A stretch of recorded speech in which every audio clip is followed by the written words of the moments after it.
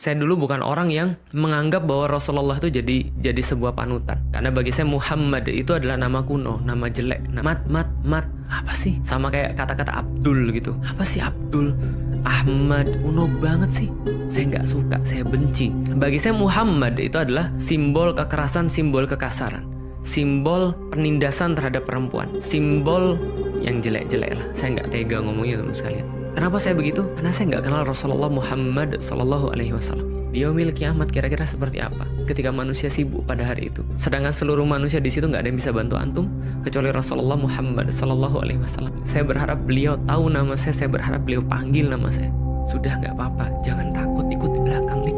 Mengikuti seluruh ajarannya tentu kita belum mampu. Tapi mencintai Rasulullah, hormat pada Rasulullah, punya etika terhadap Rasulullah yang selemah itu kalau seandainya antum nggak mampu lakukan. Dari mana kita harus kemudian mengatakan bahwa kita hamba Allah dan kemudian umat Rasulullah Sallallahu Alaihi Wasallam? Karena kecintaan adalah satu hal yang paling kecil yang mampu kita lakukan pada Rasulullah. Kita nggak pernah lihat Rasulullah, kita belum pernah dengar bagaimana suaranya Rasulullah, kita belum pernah untuk bantu beliau bahkan sedikit pun. Apakah kita sudah jadi orang yang benar-benar membanggakan Rasulullah Sallallahu Alaihi Wasallam, yang beliau benar-benar nganggap kita sebagai umatnya ketika di yaumil kiamat? Kemudian Habib Muhammad bin Anis itu berkata kepada kita, "Ana yakin nanti besok antum semua akan bersama dengan kakek kami Nabi Muhammad Sallallahu Alaihi Wasallam di surganya Allah kala insya Allah."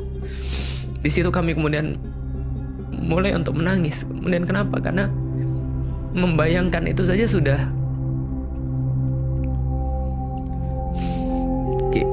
Maka kemudian beliau melanjutkan begini, "Ana yakin bahwa antum semua pasti bersama dengan Rasulullah Sallallahu Alaihi Wasallam." Kenapa? Karena dulu kakek kami itu dihina, kakek kami itu dilempari batu, kakek kami itu disakiti, kakek kami itu sampai berdarah kedua kakinya.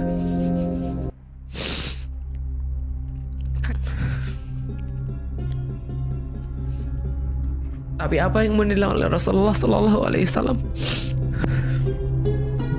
Di sebuah kebun, Rasulullah ditanya oleh malaikat, "Wahai Muhammad, kalau kamu pingin, ini ada 2 gunung yang siap kami timpakan ke kepala mereka." Tapi Rasulullah mendoakan mereka, "Jangan ya Jibril, karena mereka bukan orang yang faham. Mereka nggak tahu." Habib Muhammad bin Anis menyimpulkan, antum nggak pernah menyakiti Rasulullah, antum nggak pernah ngelempari Rasulullah, antum nggak pernah menghina Rasulullah, antum nggak pernah bentak Rasulullah. Sedangkan sama yang menyakiti, yang membentak saja, yang melempari beliau saja, yang memfitnah beliau saja, beliau mendoakan, apalagi sama antum. Di situ kemudian kita merasa bahwa ya Allah ya Rabb,